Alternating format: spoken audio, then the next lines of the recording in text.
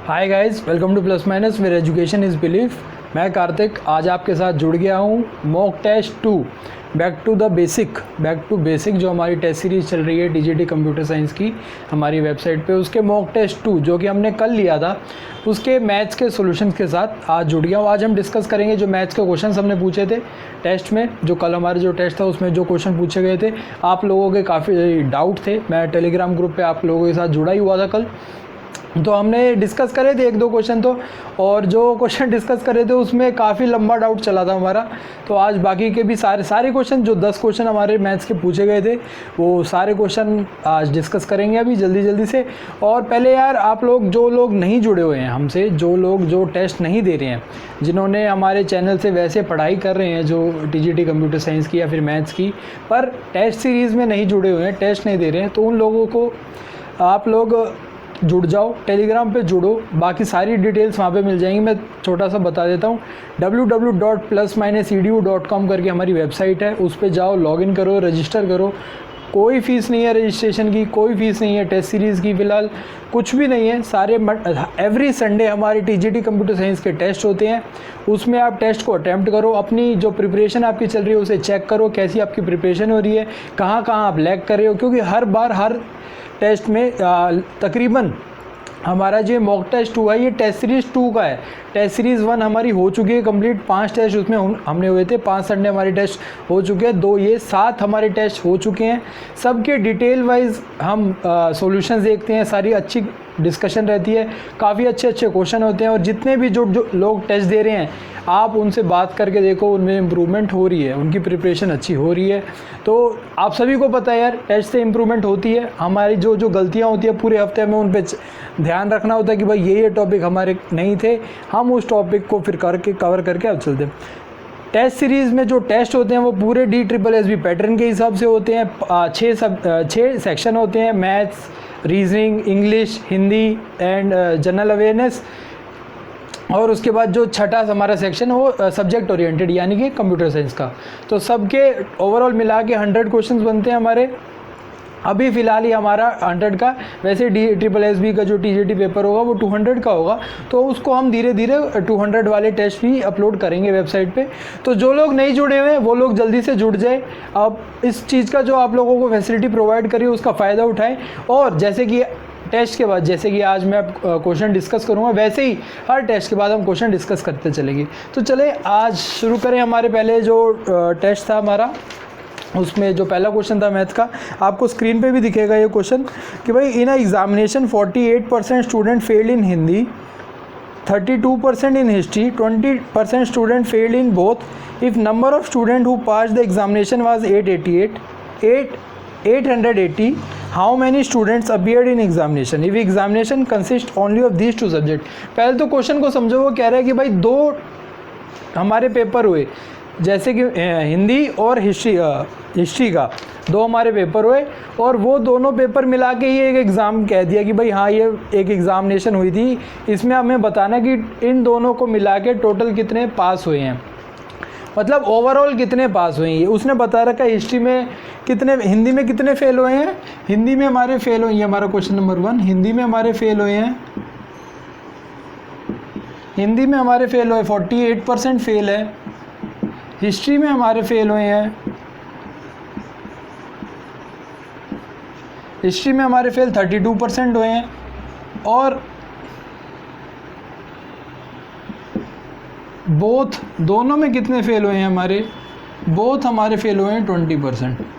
तो इतनी बात आप लोगों को समझ आई होगी कि भाई दोनों को मिला के उसने बोला है कि भाई हिस्ट्री में, हिंदी में 48, हिस्ट्री में 32 और दोनों में फेल, मतलब इन दोनों में फेल। तो इसको हम कैसे रिप्रेजेंट करेंगे, एक थोड़ा सा रिप्रेजेंटेशन का वो देख लेते हैं जिससे आपको चीज़ें क्लियर हो जाएंगी। मेरे को लगता है इसमें कोई डाउट होगा नहीं आप लोगों का, और जिसका कोई भी डाउट रहे या फिर जिसका क्वेश्चन नहीं हुआ है तो वो आप देखो ऐसे कैसे थे। मानो कि भाई ये पूरा एक बॉक्स बना के उसको फिर रिप्रेजेंट करेंगे कि ये total number of student appeared हैं, इसमें total number of student appear हमने डाल दिए। उसके बाद हमने बोला कि भाई इतने बच्चे हमारे हिंदी में फ़ेल हो गए, इसको हम हिंदी का वो बना लेते हैं सेगमेंट। और बोला कि भाई हमारे इतने बच्चे हमारे हिस्ट्री में फ़ेल हो गए, ये हमारा हिस्ट्री का बना लिया हमने। तो ये देखो ये जो कॉमन आ रहा है उसने क्योंकि बोला है कि 20% हमारे बोथ फेल हुए हैं, तो ये हुए हैं हमारे बोथ,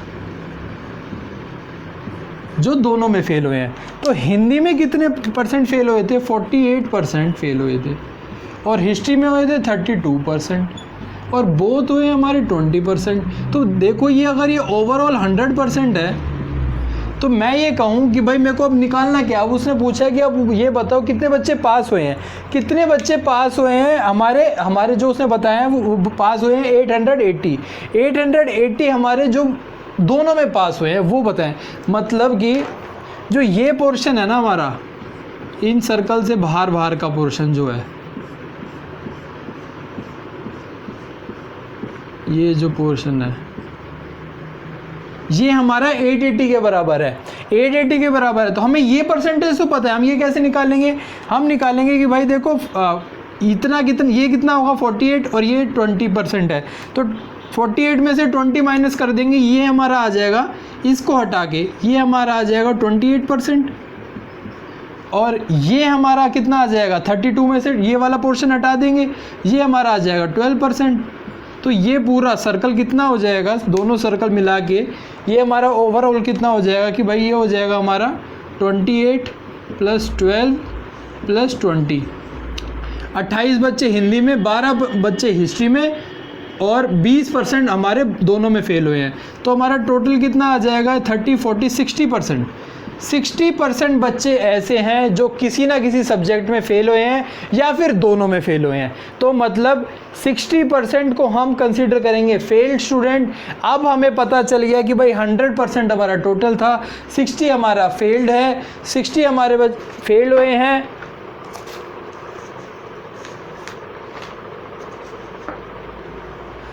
हमारे फेल हुए हैं।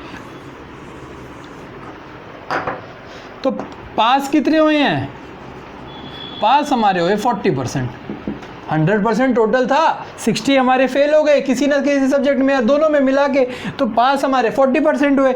अब हमें पता है कि भाई पास, ये जो ब्लैक वाला पोर्शन था ये हमारा 40% आ गया है। ये ओवरऑल है भाई, ओवरऑल 100% था,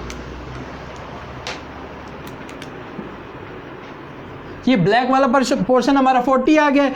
अब ये दे रखा है 40% ऑफ x मतलब टोटल हमने मान लिया कि भाई टोटल स्टूडेंट कितने थे, x स्टूडेंट थे।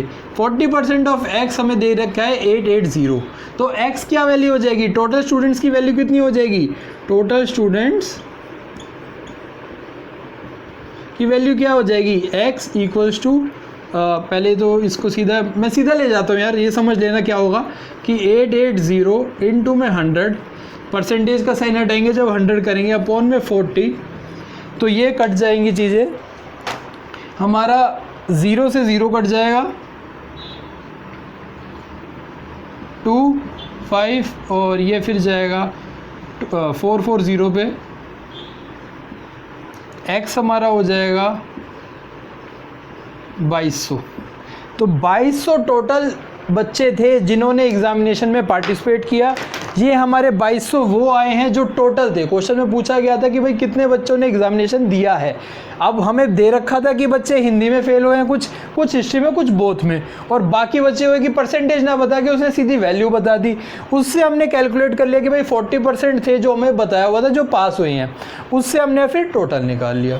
तो ये क्वेश्चन आपको समझ आ गया होगा। जिसको नहीं आया होगा समझ, जिससे नहीं हुआ था टेस्ट में, उसको भी पूरी उम्मीद है मुझे कि अब समझ आ गया होगा।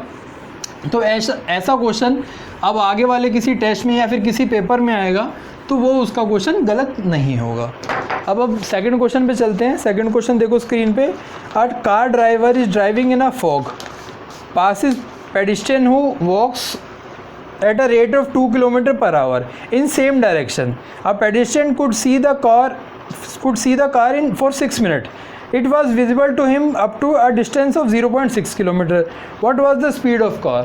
तो देखो कार की हमें स्पीड निकालनी है। देखो कोई एक इंसान है, मानो ड्राइंग बना लेते हैं हम, थोड़ी सी ऐसी स्टिक वाली ड्राइंग बना लेते हैं। ये इंसान है, ये हमारा जा रहा था, ये आप में से कोई एक है, और मैं हमारा कार से जा रहा था, ठीक है। आप तो मैं जा रहा था कार से, ये मेरी कार है,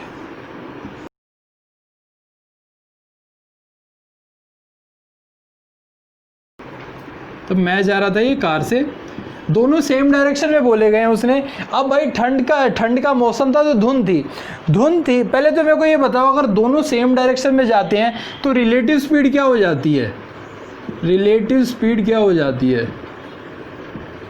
दोनों अगर सेम, देखो आप भी उसी डायरेक्शन में जा रहे हो और मैं भी उसी डायरेक्शन में जा रहा हूँ, पर मैं अपनी कार से जा रहा हूँ, आप पैदल जा रहे हो, तो मेरी स्पीड, रिलेटिव स्पीड मतलब मैं आपसे कितनी तेज़ी से दूर जा रहा हूँ, वो कम होगा या ज़्यादा होगा? वो कम होगा। कम क्यों होगा? कि भाई आप भी तो कुछ चल रहे हो ना, किसी स्पीड से आप भी चल रहे हो और मैं भी अपनी कार से चल रहा हूँ। अगर आप एक जगह खड़े रहते तो मेरी स्पीड वही होती जो मेरी कार की स्पीड होती, पर क्योंकि आप भी चल रहे हो तो और मेरी कार की भी कुछ स्पीड है, जो हम दोनों की डिस्टेंस है वो मैं कितनी तेज़ी से कवर कर रहा हूँ, कितनी तेज़ी से आपसे दूर जा रहा हूँ, वो स्पीड मेरी हो जाएगी कम मेरी कार की स्पीड से। मेरी कार के जो मीटर पे जो स्पीड दिख रही है वो स्पीड कार की स्पीड है, पर आप भी कुछ चल रहे हो, तो मेरी रिलेटिव स्पीड मतलब मैं किस स्पीड से आप लोगों से दूर जा रहा हूँ, आप लोगों से दूर जाने की स्पीड मेरी कार की जो एक्चुअल स्पीड है उससे कम होगी। तो मतलब अगर इसको हम V2 असाइन करें और इसको हम V1 करें तो रिलेटिव स्पीड हमारी होगी V2 माइनस V1। ठीक है, अब ये बात हो गई, इतनी बात मेरे को लगता है समझ आ गई होगी। अब भाई क्या हुआ कि मैं तो चल गया आगे, ये कार आगे चल पड़ी और आप चल रहे थे और आपने देखा कि भाई 6 मिनट तक देखा, टाइम चलते चलते 6 मिनट तक मुझे देख सकते, आराम से चल रहे हो आप, गाड़ी आपको 6 मिनट तक दिख रही है, उसके बाद वो गायब हो जाती है, धुंध आ जाती है। 6 मिनट तक चल रही है ये गाड़ी, यहाँ पे मान लो यहाँ पे पहुँच गई है गाड़ी यहाँ पे पहुँच गई है और ये आगे जा रही है, टाइम 6 मिनट तक आप देख सकते हो।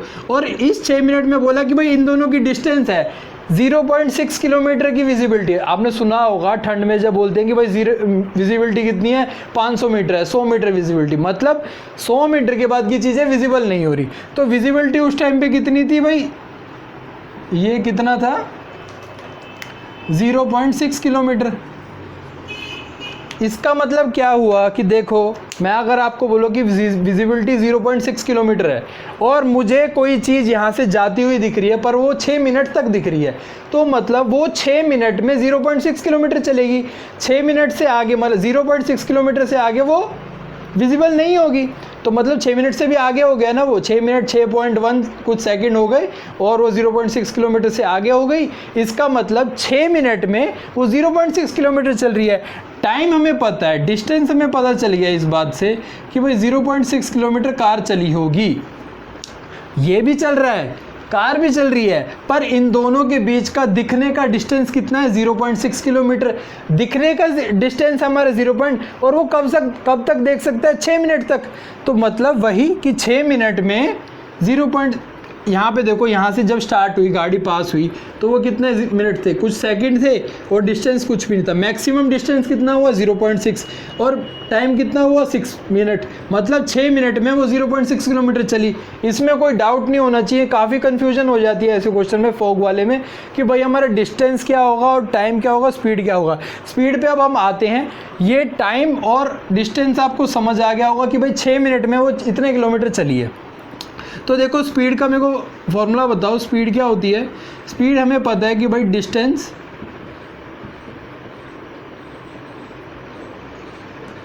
अपॉन में टाइम होता है,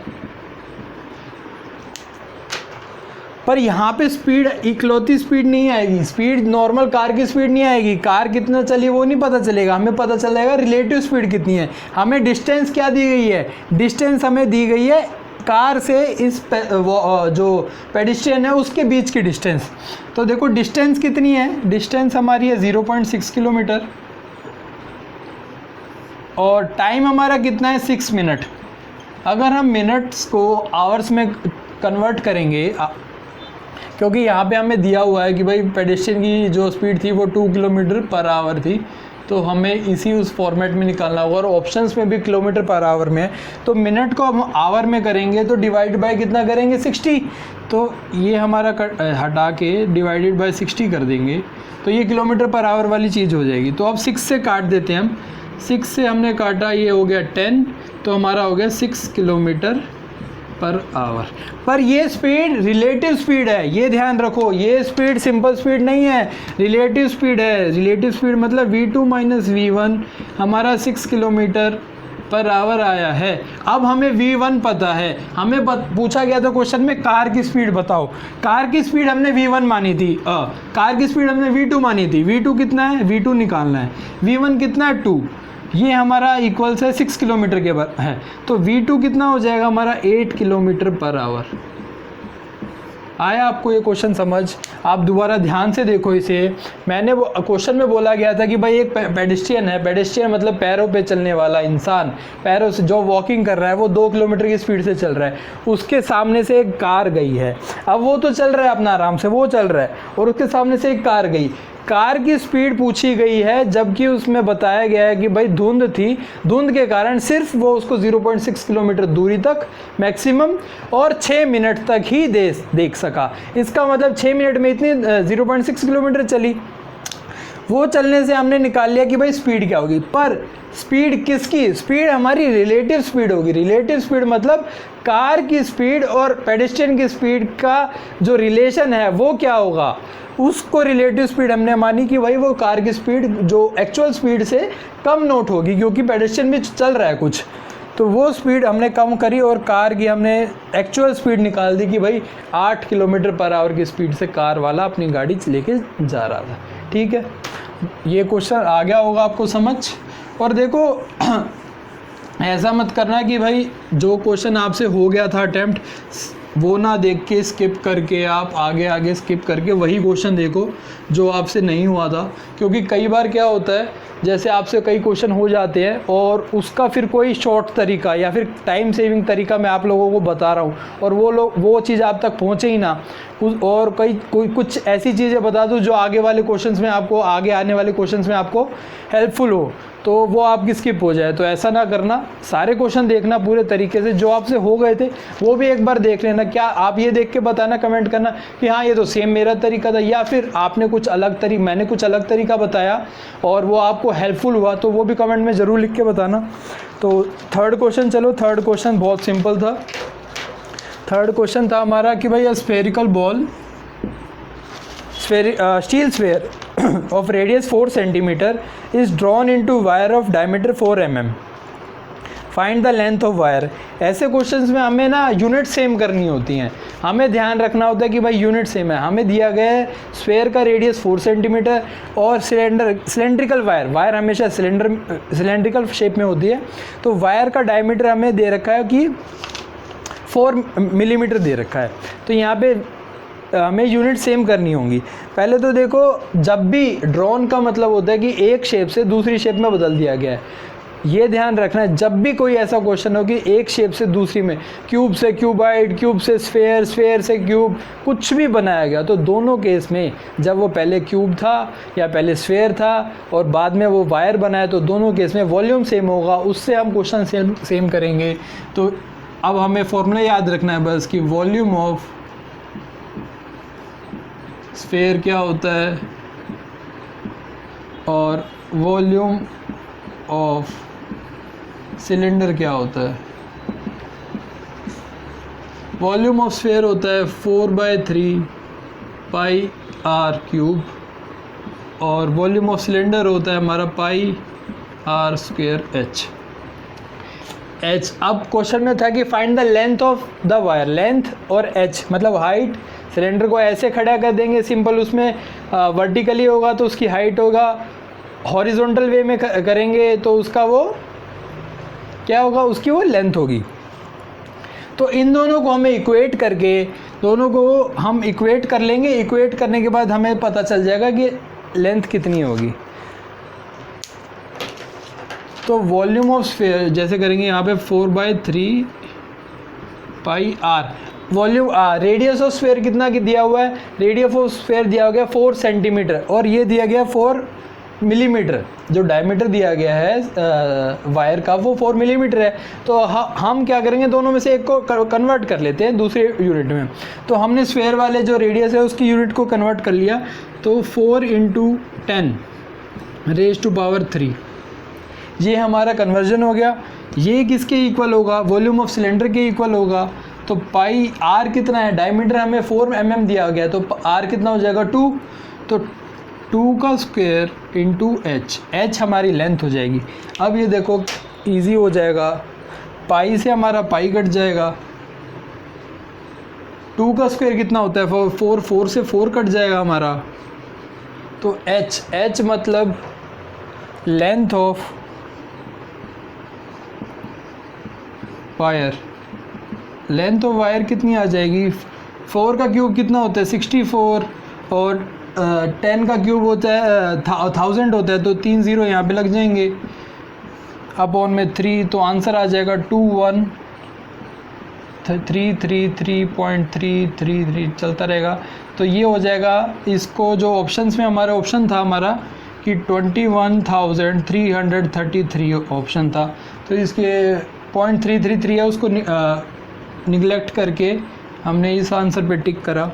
तो ये चीज़ इसमें कुछ ज़्यादा चीज़ बताने वाली थी नहीं, बस यही बताना था कि भाई वॉल्यूम ऑफ स्फेयर क्या होता है, वॉल्यूम ऑफ सिलेंडर क्या होता है, और ध्यान रखने वाली क्या चीज़ थी, हमें कन्वर्जन करना है सेंटीमीटर से मिलीमीटर में, हमें कन्वर्ट करना था, क्योंकि दोनों साइड हमेशा हमें यूनिट्स सेम रखनी होती हैं। चलें अब 4th क्वेश्चन की तरफ चलते हैं। कहीं पे भी कोई भी डाउट हो आपको, बिना झिझक के, बिना हेजिटेशन के आप कमेंट बॉक्स में कुछ भी लिख सकते हैं कि भाई ये कैसे हुआ, मैं दोबारा बताऊंगा आपको। आप हमारे टेलीग्राम ग्रुप पे जुड़ो, टेलीग्राम का लिंक हम डिस्क्रिप्शन बॉक्स में देते ही रहते हैं, तो उस पर टेलीग्राम पे जुड़ो और ज़्यादा से ज़्यादा टेस्ट दो यार, टेस्ट आप प्रैक्टिस करो, आपके लिए फैसिलिटी हम लेके आए हैं, तो उसका पूरा फ़ायदा उठाओ, मज़े से रहो।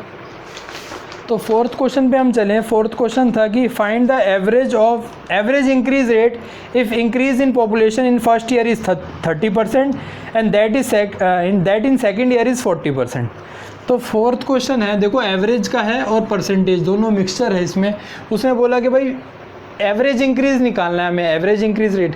पहले ईयर में हमारा 30% इंक्रीज़ हुआ है, दूसरे ईयर में हमारा 40% है, तो एवरेज कितना होगा। तो मानो स्टार्टिंग में पॉपुलेशन थी सिटी की 100, तो पहले ईयर के बाद, फर्स्ट ईयर के बाद 30% इंक्रीज़ हुआ है, तो कितना हो गया हमारा 30% ऑफ 100 निकाल के उसको 100 में ऐड करेंगे। 30% ऑफ 100, ऐसे क्वेश्चन में 100 क्यों मानते हैं, उससे हमारे परसेंटेज की कैलकुलेशन ईजी हो जाती है। 30% ऑफ 100 कितना होता है हमारा 130 हो जाएगा, 30 होगा और उसको 100 में ऐड करेंगे तो 130। अब उसने बोला कि भाई सेकेंड ईयर में हमारा 40% इंक्रीज़ हुआ है, तो 130 का 40% कितना हो जाएगा, ये हो जाएगा 52 और 30 182 फाइनल आ जाएगा। 182 कैसे आया कि भाई 40 अपॉन में 100, 40% ऑफ 130 कितना होता है हमारा, दोनों ज़ीरो कट गए, ये हो गया 52, 30 इंटू 4 52, और 52 को हम ऐड कर देंगे 100 में, 130 में, इसमें 281, इसमें हमने ऐड कर दिया था 52 जो हमारा परसेंटेज इंक्रीज़ थी, तो इससे हमारा 182 आ गया। तो सेकेंड ईयर के बाद भाई हमारी पॉपुलेशन हो गई 182। पहले कितनी पॉपुलेशन थी हमारी 100 थी, सेकेंड ईयर के बाद 82 हो गया। इंक्रीज़ कितना हुआ है, इंक्रीज़ हमारा 82 हुआ है। कैसे, 182 में से 100 माइनस कर दिया हमने, तो 82 इंक्रीज़ हुआ है। तो एवरेज इंक्रीज़ कितना होगा, एवरेज कितना होगा, 2 साल का हमारा इंक्रीज़ है, तो एवरेज कितना हो जाएगा 82/2 41, ये हमारा एवरेज इंक्रीज़ रेट है। तो ये हमारा ऑप्शन था 41, उस पर हमें टिक कर देना था, मतलब क्लिक कर देना था। 5th क्वेश्चन पे चलते हैं। ये समझ आ गया था क्वेश्चन, इजी क्वेश्चन था काफ़ी, थोड़ा सा ये ध्यान रखना था कि भाई एवरेज निकाला था तो डिवाइडेड बाय 2 करना था, 2 ईयर्स का था। 5th क्वेश्चन देखो, 5th क्वेश्चन काफ़ी इजी क्वेश्चन है। अगर ये क्वेश्चन आपने पूरा खोल के एक एक चीज़ मल्टीप्लाई करके करा है, तो मैं आपको जो चीज़ बताने वाला हूँ वो आपको बिल्कुल हैरान कर देगी। अगर जिसने वो पूरा खोल के नहीं करा है और उसने सीधा फॉर्मूले वाले मेथड से करा है, तो वेरी गुड, आपने बहुत ज़्यादा टाइम बचाया है। और जिसने वो पूरा एक एक को मल्टीप्लाई करा है, 0.051 0.01 को मल्टीप्लाई करा है, उसने अपना टाइम वेस्ट करा है। आंसर आपने एंड में जाके भी अप्रॉक्सीमेशन, हाँ यार यही होगा, वो कर दिया होगा या फिर कुछ गड़बड़ हो गई होगी। तो ये क्वेश्चन ध्यान से देखना, और जिसने स्किप करा था वो तो बहुत ज़्यादा ध्यान से देखना, ऐसे क्वेश्चन काफ़ी आएंगे। अब देखो क्वेश्चन क्या था हमारा, क्वेश्चन नंबर 5 था कि सिंप्लीफाई करना, सॉल्व करना था 0.051 इंटू 0.051 इंटू 0.051। थोड़ा सा छोटा लिखेंगे ताकि बोर्ड पे पूरा क्वेश्चन आ जाए।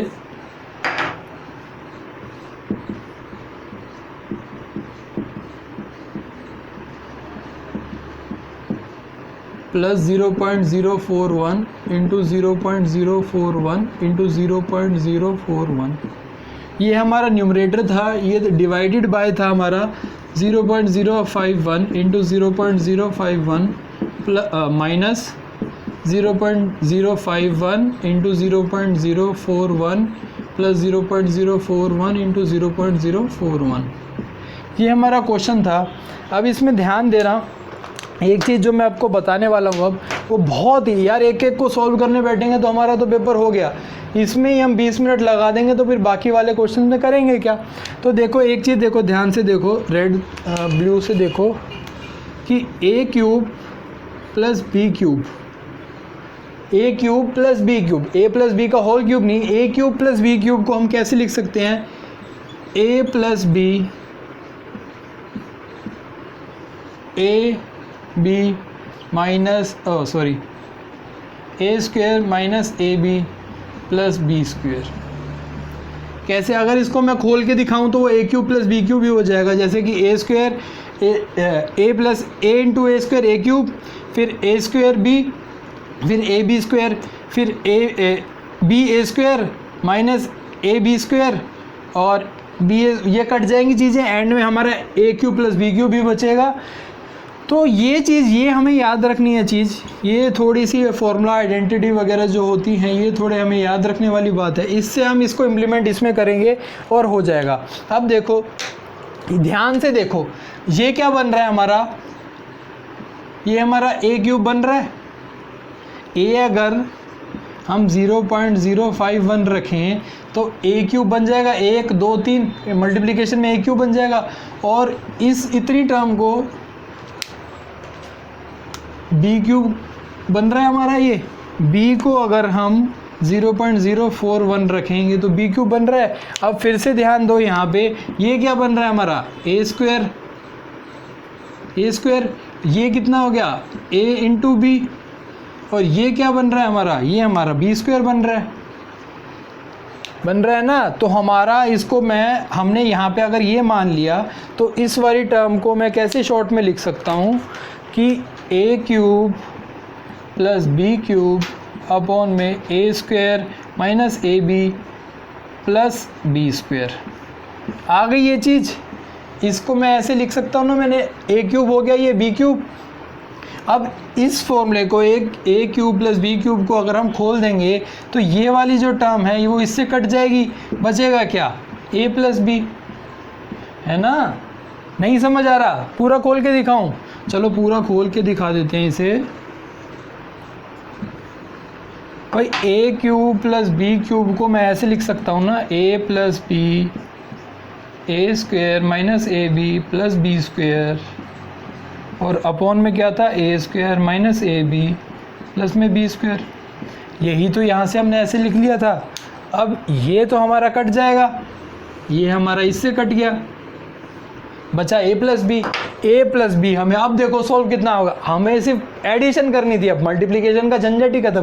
पूरे क्वेश्चन में मल्टीप्लिकेशन ही मल्टीप्लिकेशन है, उसको हमने हटा के ए प्लस बी एडिशन पे ले आए। अब इनको ऐड करना कितना इजी है, ये हमारा हो जाएगा 0.092 हमारा आंसर हो गया था। तो मुझे बताओ, आप लोग ज़रूर कमेंट में, देखो कमेंट नहीं करते हो यार आप लोग, आपके लिए इतनी चीज़ें करी जाती है, एक चीज़ें बोलते हैं आपको कमेंट करो, कमेंट ही नहीं करते। तो कमेंट करके बताओ कितने लोगों का ये क्वेश्चन सही था और कितने लोगों ने इसी मेथड से करा था, मल्टीप्लिकेशन पे नहीं घुसे थे, और कितने लोग ऐसे थे कि भाई मैंने मल्टीप्लिकेशन से स्टार्ट करा पर बहुत ज़्यादा हौच-पौच हो गया तो मैंने स्किप कर दिया। अब मुझे बताओ, ऐसे क्वेश्चन दोबारा पूछे जाएंगे तो आपको याद रहेंगे ना, ये आइडेंटिटी आपको याद रहेगी ना कि भाई a cube plus B cube क्या होता है, a plus B, a square minus A B plus b square, ये याद रहेगी। ऐसी ऐसी काफ़ी आइडेंटिटी हैं। आप मुझे बताना कि मेरे को और चाहिए तो मैं ग्रुप में एक PDF बना दूंगा, टेलीग्राम ग्रुप पे एक PDF बना के वो आइडेंटिटीज़, वो सारे जो हमारे फॉर्मूलेज हैं वो जो यूज़ होते हैं वो मैं एक फॉर्मुलेट करके एक जगह पे इकट्ठे लिख के आपको कर दूंगा। तो आप ग्रुप ज्वाइन करो और कमेंट में लिखो यार कि ऐसी ऐसी चीज़ें मेरे साथ हुई थी, कितना स्कोर मेरा रहा, मैंने 10 क्वेश्चन में कितने अटैम्प्ट करे थे, कितना स्कोर मेरा रहा, कहाँ कहाँ मेरे को इम्प्रूव करना है। आप मेरे को बताते चलो, मैं आपको चीज़ें बताता चलूँगा, तभी इम्प्रूवमेंट होगी। तो नेक्स्ट क्वेश्चन की तरफ बढ़े अब हम।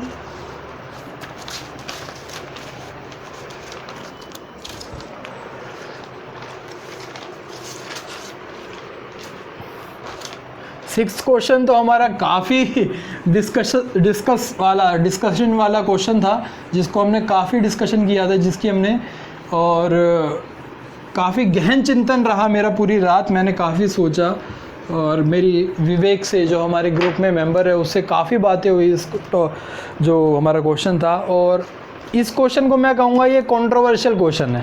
कंट्रोवर्शियल क्वेश्चन कैसे है, अगर आप इस क्वेश्चन को गूगल पे या फिर किसी और भी प्लेटफॉर्म पे सर्च करोगे तो उसका कोई फिक्स आंसर आपको नहीं मिलेगा।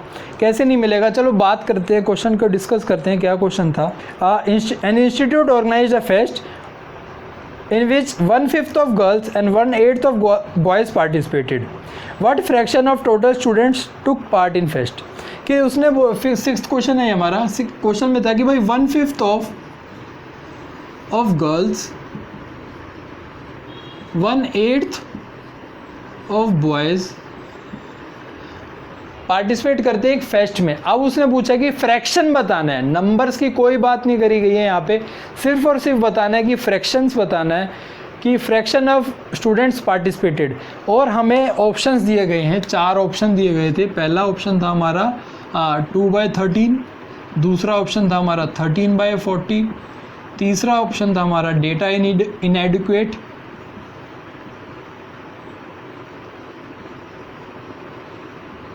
और फोर्थ ऑप्शन था नन ऑफ दिस। करते चलते हैं क्या क्या चीज़ थी हमारी, कैसे कैसे था, कहाँ कहाँ हम फंस रहे थे, किस किस बातों में फंस रहे थे। तो देखो 1/5 ऑफ गर्ल्स, अगर हम ये मान के चलें कि भाई हमारी गर्ल्स हमारी x थी और बॉयज़ हमारे y थे, तो टोटल स्टूडेंट कितने होंगे, टोटल स्टूडेंट्स कितने होंगे x + y। ठीक है, अब हमें देखो कि पार्टिसिपेट किया, फ्रैक्शन निकालना था किसका, फ्रैक्शन ऑफ स्टूडेंट पार्टिसिपेटेड। तो उसमें क्या होगा कि भाई कौन, फ्रैक्शन ऑफ स्टूडेंट पार्टिसिपेटेड में क्या है, ऊपर क्या आएगा, number of students participated in fest upon में टोटल स्टूडेंट्स। तो number of student participated in fest कितने था, 1/5x, 1/5 of x plus 1/8 of y upon में x + y, टोटल स्टूडेंट्स और गर्ल्स और बॉयज़।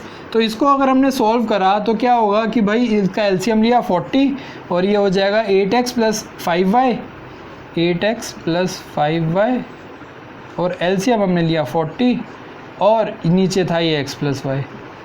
अब यहाँ पे आगे बात अटक गई कि भाई हमें, कई लोग क्या कह रहे थे कि भाई 13/40 आंसर होगा।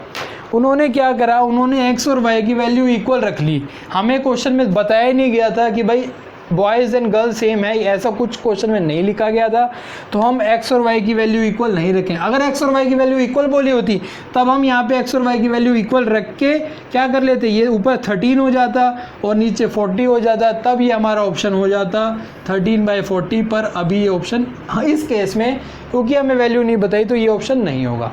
अब चलो अब सेकंड केस में आते हैं। अब मैं कह रहा था कि भाई इन टर्म्स को ध्यान से देखो कि 1/5 ऑफ गर्ल्स मतलब हर 5 में से, फ्रैक्शन क्या होता है, 1/5 ऑफ गर्ल्स का मतलब क्या है कि भाई ऊपर क्या होता है फ्रैक्शन में, number of girls participated and total girls मतलब 5 और number of participated in fest मतलब 1, मतलब हर 5 में से फॉर एवरी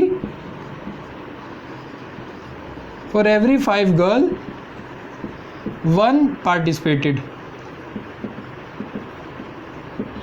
ठीक है, इतनी बात समझ आ गई। इससे तो कोई दिक्कत नहीं है इस स्टेटमेंट से। इस स्टेटमेंट को हम ऐसे लिख सकते हैं, फॉर एवरी 5 गर्ल 1 पार्टिसिपेटेड। अब इसको कैसे करेंगे, 8 बॉयज़ पे 1 पार्टिसिपेटेड, अब हमें फाइनल फ्रैक्शन निकालना था, तो फ्रैक्शन में फिर से वही बात, ऊपर क्या आएगा, नंबर ऑफ स्टूडेंट्स पार्टिसिपेटेड। इस केस को अभी ये मत सोचो कि कितने बॉयज़ और कितने गर्ल्स होते हैं, सिर्फ इस केस को दिमाग में रख के क्या होगा, नंबर ऑफ स्टूडेंट पार्टिसिपेटेड कितने थे, 1 + 1 2, फ्रैक्शन कितना हुआ, 1 + 1 2 हो गया, और अपॉन में कितना होगा कि टोटल नंबर ऑफ स्टूडेंट्स, तो 8 + 5 टोटल स्टूडेंट्स थे, तो ये 13, तो 2/13। ये हमारा इस केस में सिर्फ तब होगा जब हमें ध्यान रखा कि हम सब भूल गए कि कितने हो सकते हैं कितने नहीं हो सकते। फिर हमारी बात, आप बोलोगे कि तो क्या पहला जो ऑप्शन था वो सही हो गया। मैं कहूँ अगर ये क्वेश्चन रीजनिंग में होता ना तो इसके पहले ऑप्शन होने के चांसेस ज़्यादा हो जाते, क्योंकि रीजनिंग में हमें जो स्टेटमेंट होती है सिर्फ उसी पे फोकस रह के, बाहर कुछ भी हो, उसके अलावा कुछ भी हो, लॉजिक कुछ हो, रियल लॉजिक कुछ हो, उस पर ना ध्यान दे के सिर्फ जो स्टेटमेंट होती है उस पर ध्यान देना होता है, तब ये ऑप्शन हमारा हो जाता ठीक। पर अब क्या दिक्कत हो गई यहाँ पे, हमारी क्या दिक्कत हो गई भाई, ये हमने तो मान लिया कि सिर्फ 5 और सिर्फ 8 ही बॉयज़ थे। अगर हम इनकी अलग वैल्यूज़ देते हैं तो हर केस में ये हमारा वैलिड नहीं हो पाता, 2/13 हमारा वैलिड नहीं हो पाता। फिर फंस गए हम उसी चीज़ में आगे। अब आप ना देखना, गूगल करना या फिर कोई बुक उठाना, तो ज़्यादातर आपको ये तरीका दिया होगा, उसमें अगर हम और ज़्यादा डीप में जाके देखें, यार इतनी वैल्यू रख के देखें बॉयज़ की, इतनी गर्ल्स की रखें, तो ये हमारी चीज़ें वैलिड नहीं हो पाएंगी। और मैथ्स में क्या होता है, आंसर हमारा तभी वैलिड माना जाएगा जब वो हर केस में वैलिड हो जाए। अब यहाँ पे वो हर केस में वैलिड नहीं हो पा रहा है। मैं यही बता रहा था कि आपको भाई 5 गर्ल में से एक पार्टिसिपेट करी, 8 बॉयज़ में से एक पार्टिसिपेट करा, तो उसको ऐसे, तो ये ध्यान रखो कि भाई किसी भी इंसान को हम जब फ्रैक्शन में लेंगे तो उसको पूरा ही ले सकते हैं, मतलब फ्रैक्शन मतलब उसका पॉइंट में या फ्रैक्शन में नहीं ले सकते। तो 1/5 ऑफ गर्ल्स गई है, तो मतलब टोटल गर्ल्स 5x होनी चाहिए, 5 के मल्टीपल होना चाहिए। तो वैसे ही टोटल बॉयज़ 8 का मल्टीपल होना चाहिए। तो उस केस में सॉल्व करने वाले के पीछे जो आंसर ये बता देते हैं, उनका बैक ऑफ माइंड क्या होता है कि भाई गर्ल्स हमारी 5 का मल्टीपल, बॉयज़ हमारा 8 का मल्टीपल, तो हमने अगर 5 और 8 ही रखा है तब हमारा 2/13 आ रहा है, 2/13 आंसर आ रहा है, फ्रैक्शन आ रहा है।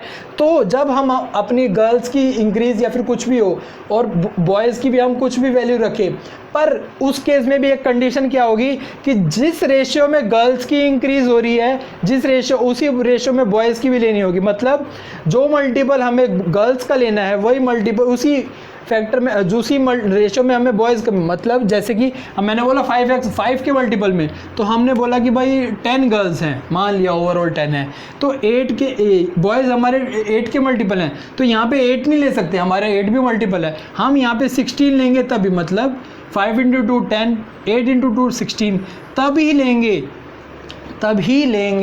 तभी हमारा हर केस में 2/13 फ्रैक्शन होगा।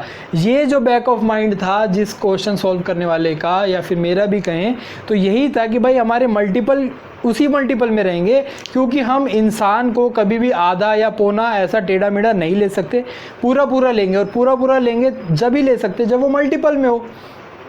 पर मल्टीपल में भी हर वैल्यू पॉसिबल, अगर मान लो मैंने यहाँ पे ले लिया होता 15, मैंने यहाँ पे ले लिया 15 हमारी गर्ल्स है, ये भी मल्टीपल है 5 का, कोई दिक्कत नहीं होगी। और ये मैंने रख दिया 16 ही रख दिया, ये भी मल्टीपल है। अब इस केस में अगर आप सोल्व करोगे तो 2/13 नहीं आएगा। क्यों नहीं आएगा? क्योंकि जो मल्टीपल है ना वो फिक्स उसमें नहीं है, उसी वेरिएबल, मतलब वो चीज़ नहीं है कि भाई हमारा सेकंड मल्टीपल या फिर थर्ड मल्टीपल है हमारा 15, पर ये हमारा सेकंड मल्टीपल है, तो हमारा मल्टीपल भी इक्वल उसमें होना चाहिए। तो अब हमारे पास 2 ऑप्शन बचती हैं। ऑप्शन एक हमारा है डेटा इनएडिक्वेट और नन ऑफ दीज। अब हम अगर पोल करवाएं या फिर ओपिनियन रखें तो हमारा जो पलड़ा भारी होगा इस क्वेश्चन में कि आंसर क्या होना चाहिए, तो किस चीज़ का होगा कि भाई हमारा जो क्वेश्चन था उसमें डेटा इनएडिक्वेट था, हम अपनी तरफ से कुछ मान के चीज़ें कर तो सकते हैं पर वो कॉन्ट्राडिक्टरी हो जाएंगी, दूसरा इंसान या फिर आप में से कोई आके, मैंने आपको बता दिया तो आप ही आके बोलोगे नहीं अगर ऐसा हो तो, उसको ध्यान में रखते हुए तो हमें यही ध्यान में ये रखना है कि भाई इस चीज़ में हमारा डेटा इनएडिक्वेट था। अगर एक स्टेटमेंट और बोली गई होती कि भाई बॉयज़ और नंबर ऑफ़ बॉयज़ और नंबर ऑफ़ गर्ल्स इक्वल हैं तो हमारी चीज़ें ईजी हो जाती। नन ऑफ दीज की तो ऑप्शन होगा नहीं, अगर डेटा इनएडुकेट अगर ऑप्शन में है तो नन ऑफ दीज तो हमें रखना नहीं है क्योंकि एक फिक्स आंसर तो हमारा आया नहीं है कुछ भी। तो इस तरीके से हमने चारों चीज़ें हमने देख ली हैं, चारों ऑप्शन हमारे देख लिए। तो होपफुली आप लोगों को ये जो मैं समझाना चाहता हूँ मैंने आपको एक एक चीज़ समझाई है। अब जैसे यार देखो एक केक का एग्जांपल लेके कि एक केक है, इसके हमने 5 पीस कर दिए, 1 2 3 4 और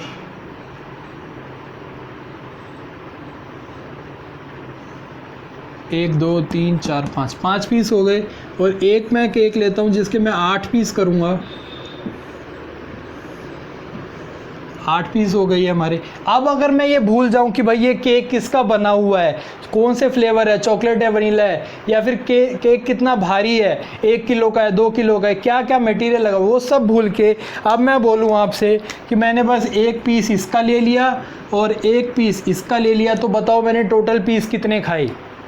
मैंने 1 पीस इसका लिया, टोटल 1 पीस इसका, तो मैंने भाई टोटल कितना पीस खाए, उसका फ्रैक्शन, टोटल का फ्रैक्शन क्या खाया मैंने, टोटल केक का कितना फ्रैक्शन मैंने खाया। तो मैं कैसे निकालूंगा कि भाई मैंने खाया तो 1 पीस इसका लिया, 1 पीस इसका लिया, तो 2 पीस लिए। अब सारे पीस काउंट करूँगा, 5 पीस इसमें थे, 8 पीस इसमें से, तो 13, तो 2/13 मेरा आंसर होगा फ्रैक्शन ऑफ किसका, कि भाई मैंने जब एक पीस लिया दोनों में से और 13 मेरे पास पीस थे तो मेरे पास 2/13 फ्रैक्शन खाया मैंने टोटल का।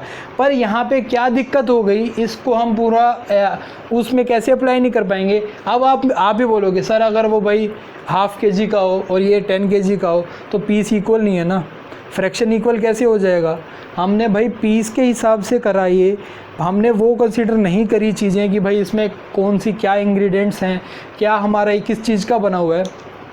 तो वही बात आ गई कि भाई डेटा इनएडिक्वेट हो गया कि हमारे ये नहीं बताया कि ये 1 kg है या फिर ये ½ kg है, कुछ भी है, ये चीज़ें नहीं बताई गई तो डेटा हमारा इनएडिक्वेट हो गया, मतलब जो हमें चीज़ें प्रोवाइड करी गई थी वो पूरी नहीं थी। आगे बढ़े हम, आगे तो ऐसा कोई क्वेश्चन है नहीं। एक क्वेश्चन है थोड़ा सा ट्रिकी, मैं कहूँगा उसे ट्रिकी इन सेंस उसकी जो वर्डिंग है वो समझने वाली थी। चलो 7th क्वेश्चन चलते हैं, ये तो बहुत इजी है, 7th क्वेश्चन में तो कुछ भी नहीं है, बेसिक क्वेश्चन है। कि इसमें क्वेश्चन था Krishna made a profit of 8% by selling a shirt after a discount of 12% if marked price of shirt is 1080। Marked price दिया हो गया, मतलब MP दिया गया है, मार्क्ड प्राइस दिया गया 1080, मार्क्ड प्राइस हमारा 1080 है, प्रॉफिट हमें दिया गया हुआ है, हमारा प्रॉफिट था 8% प्रॉफिट है, डिस्काउंट हमें दिया गया है 12% है। अब उसने पूछा है कि भाई कॉस्ट प्राइस निकालनी है। यार बहुत ही बेसिक क्वेश्चन है ये, जब मार्क प्राइस और की बातें करते हैं तब तो बहुत बेसिक हो जाता है कि भाई अब सेलिंग प्राइस निकाल लेते हैं हम सीधा। सेलिंग प्राइस कितना होगा, डिस्काउंट हमने 12% दे दिया किसी एक चीज़ पे, तो क्या तो हम ऐसे निकाल सकते हैं कि भाई mark price minus 12% of mark price, या फिर कैसे निकाल लेते हैं हम, मार्क प्राइस 1080 मार्क प्राइस है इनटू 12%, मतलब 12% का तो पोर्शन हमने डिस्काउंट दे दिया, बाकी कितना बचा 88%, 88% ऑफ मार्क प्राइस हमारा हो जाता है सेलिंग प्राइस। तो 88/100, इसको हम ऐसे ही रखेंगे, अभी काटा पीटी नहीं करेंगे, ये हमारा हो गया सेल प्राइस। अब उसने बोला है कि भाई प्रॉफिट हमारा 8% है। अब मुझे बताओ कॉस्ट प्राइस का जो फॉर्मूला होता है वो क्या होता है, वो होता है sale price into 100/100 plus profit percentage, ये हमारा फॉर्मूला होता है CP का। अगर लॉस हो तो माइनस लॉस परसेंट आ जाता है, ये हमारा फॉर्मूला था। अब मैं फॉर्मूले में चीज़ें पुट करता हूँ। सेल प्राइस कितनी है हमारी 1080 इंटू 88/100 और इंटू में 100 करना है हमें, ये डिवाइड करना है हमें किससे, 100 प्लस प्रॉफिट। 100 प्लस प्रॉफिट कितना है हमारा प्रॉफिट है 8%, तो ये हो जाएगा हमारा 1080 इंटू में 88 अपॉन में 108 और इंटू 100। अब आपको समझ आया होगा मैंने पहले यहाँ पे स्टार्टिंग में ही काटा पीटी क्यों नहीं करी थी। तो आप लोग भी ऐसे स्टार्टिंग में काटा पीटी ना करो, जिससे हमारी एंड में जाके कैलकुलेशन ईजी हो जाएगी। कैसे 1080 हमारा कट जाएगा इस पर 10 टाइम्स कट गया हमारा, 100 to 100 कट गया हमारा, कॉस्ट प्राइस आ जाएगा हमारा 880। ये हमारा कॉस्ट प्राइस आ जाएगा, cost price of that shirt, cost price आ गया ये हमारा। ठीक है, बेसिक क्वेश्चन था, समझ आया होगा आपको। 8th क्वेश्चन पे चले अब हम।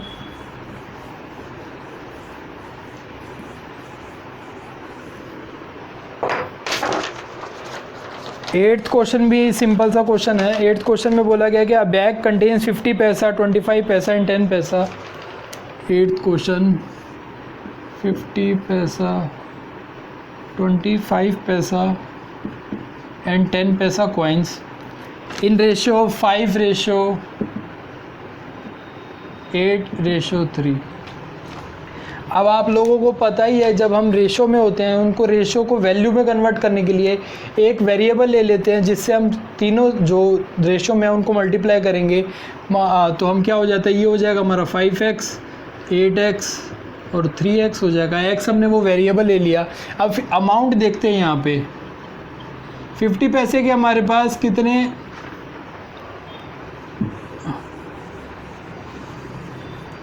देखो ध्यान से, ये था हमारे पास 50 पैसा, 25 पैसा और 10 पैसा।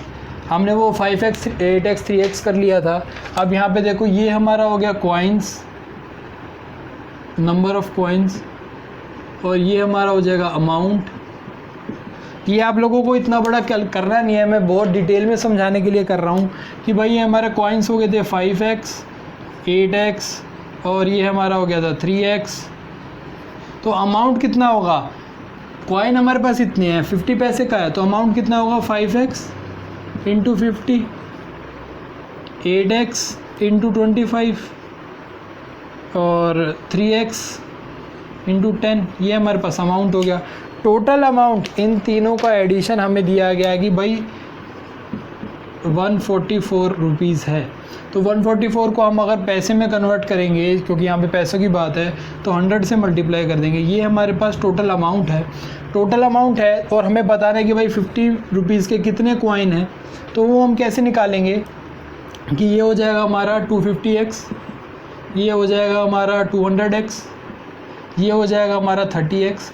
तो इन तीनों का सम ये इसके इक्वल्स रख के ये हो जाएगा हमारा 250 प्लस 200 450, 450 प्लस 30 480।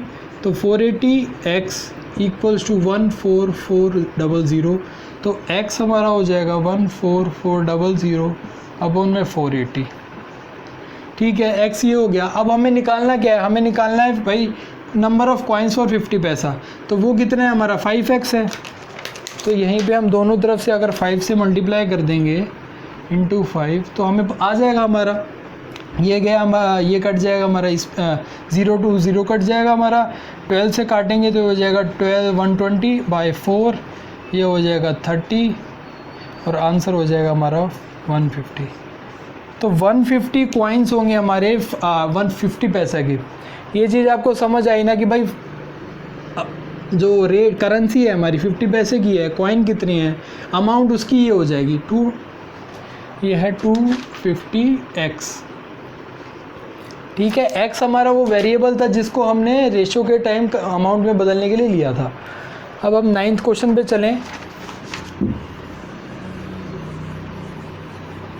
9th क्वेश्चन काफ़ी अच्छा क्वेश्चन लगा मुझे, काफ़ी इंटरेस्टिंग क्वेश्चन मुझे लगा 9th क्वेश्चन। 9th क्वेश्चन की ना वर्डिंग समझने वाली है। वर्डिंग भी कैसे समझने वाली है, उसमें 2 चीज़ें बोली गई है, थोड़ा सा मतलब घुमा के वर्डिंग बोली गई है कि भाई least number of square tiles to pave the ceiling of room 15 metre 17 centimetre and 9 metre 20 centimetre broad. तो एक छत है, छत पे हमें टाइलें लगानी है। छत की हमें डायमेंशन दे रखी है भाई, लेंथ कितनी दे रखी है हमें, लेंथ हमें दे रखी है 15 मीटर 17 सेंटीमीटर। ये हमें लेंथ छत की डायमेंशन लेंथ दे रखी है और ब्रेड्थ हमें दे रखी है 9 मीटर और 2 सेंटीमीटर, यही दे रखी है ना।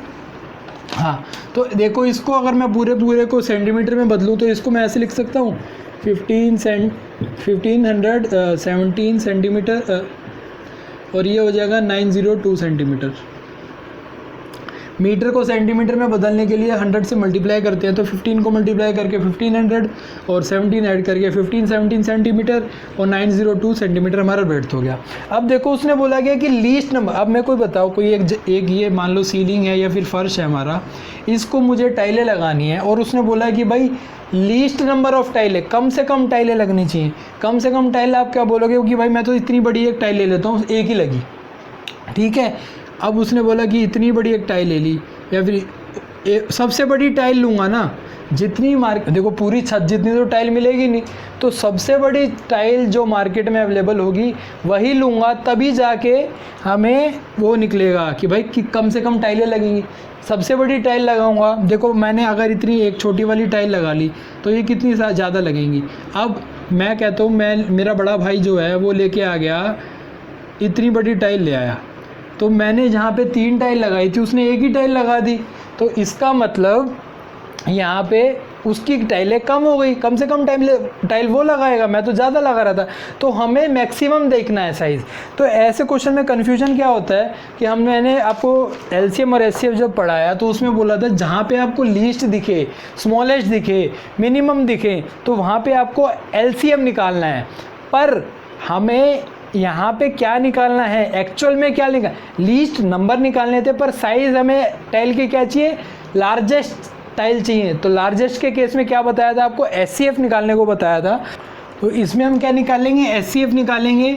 इसका एचसीएफ ऑफ 902 एंड 1517 का हम एचसीएफ निकालेंगे, एलसीएम नहीं, क्योंकि हमें हाईएस्ट उसकी साइज़ की बिगेस्ट टाइल चाहिए, हाईएस्ट साइज़ की टाइल चाहिए।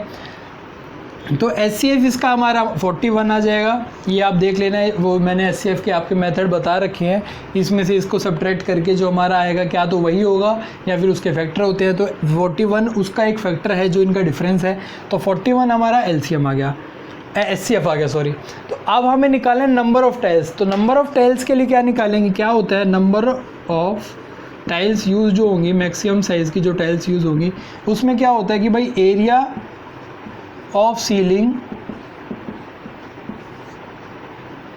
एरिया ऑफ टाइल्स, ऐसे ही निकालेंगे ना। तो एरिया ऑफ सीलिंग कितनी है, एरिया ऑफ सीलिंग हमें पता है कि भाई रेक्टेंगुलर शेप की सीलिंग है, तो रेक्टेंगल का एरिया हमें पता है क्या होता है, रेक्टेंगल का एरिया हमें पता होता है लेंथ इंटू ब्रेड्थ 902, और हमें पता है एरिया ऑफ टाइल कितना होगा, हमारी स्क्वायर शेप की टाइल है तो 41 इंटू 41 हमारा जो स्क्वायर का एरिया होता है वो होगा, ये हमारा कट के आ जाएगा 814 will be the number of tiles that will be used to pave the ceiling of the room and those tiles will be the of maximum size. मतलब बड़ी से बड़ी टाइलें होंगी जिनसे, और बड़ी से बड़ी टाइलें पर कम से कम टाइलें जिससे हम अपनी छत को ढक सकेंगे।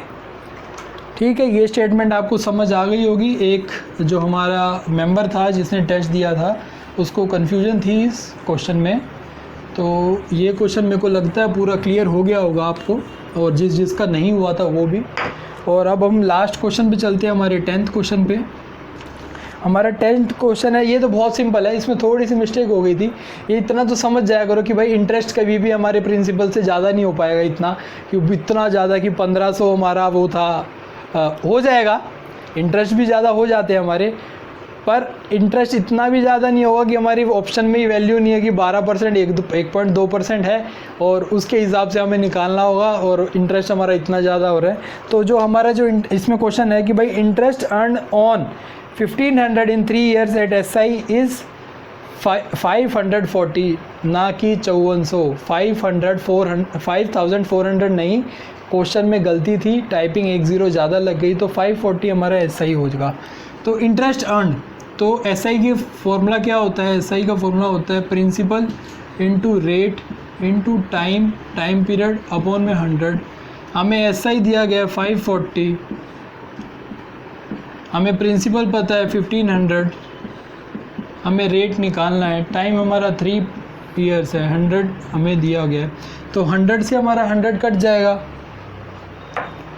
ये हमारे हो गए, हमारे 100 से हमारा 100 कट गया, और फिर R हमारा हो जाएगा 540 बाई 45 से हम फिर से काटेंगे तो 1 ये हो जाएगा हमारा 9 से ही काटे अगर हम तो 60 पे जाएगा, और ये जाएगा 5 पे, फिर ये कट जाएगा 12, तो ये आंसर आ जाएगा हमारा 12%। ये हमारा आंसर था। बस इसमें ये तो बहुत सिंपल चीज़ थी, कुछ नहीं था। ये था कि भाई वो क्वेश्चन थोड़ा टाइपिंग में एरर हो गया था, टाइपिंग में क्या हो गया था, 1 0 और लग गया था, उसको गलती हमारी थी थोड़ी, ठीक है। तो मुझे पूरी उम्मीद है आप सबका सारे डाउट क्लियर हो गए होंगे, सारे क्वेश्चन आपको समझ आ गए होंगे। जिन जिन के जो गलत थे, जिन जिन से जो छूटे थे, वो क्वेश्चन देखने के बाद अब क्या करना है आपको, अब दोबारा से वेबसाइट पे जाके रिजल्ट एंड सॉल्यूशन वाले सेक्शन में जाके दोबारा से एक एक क्वेश्चन का दोबारा सॉल्व करना है। जो छूट गए थे, जो गलत हुए थे, वो खुद से एक बार सॉल्व करो, आंसर करो। अभी भी फिर भी सॉल्व करने में कोई दिक्कत आए तो इसी वीडियो के कमेंट में लिख दो, नहीं तो टेलीग्राम पे जुड़ के हमसे बातें करो, ठीक है। तो अब मिलेंगे कल, एवरेज स्टार्ट कर रहे हैं अब हम। तो मैंने आपसे पूछा था क्या करें, पर काफ़ी अलग अलग जवाब आए कि ये करते हैं वो करते हैं, तो मैंने अपना सोच के कि एवरेज से जो चल रहा है हमारा पैटर्न स्टार्टिंग से वही कंटिन्यू करते हैं। अब एवरेज स्टार्ट करेंगे, कल हम एवरेज स्टार्ट करेंगे। तो टेक केयर और मज़े में रहो, बाय बाय।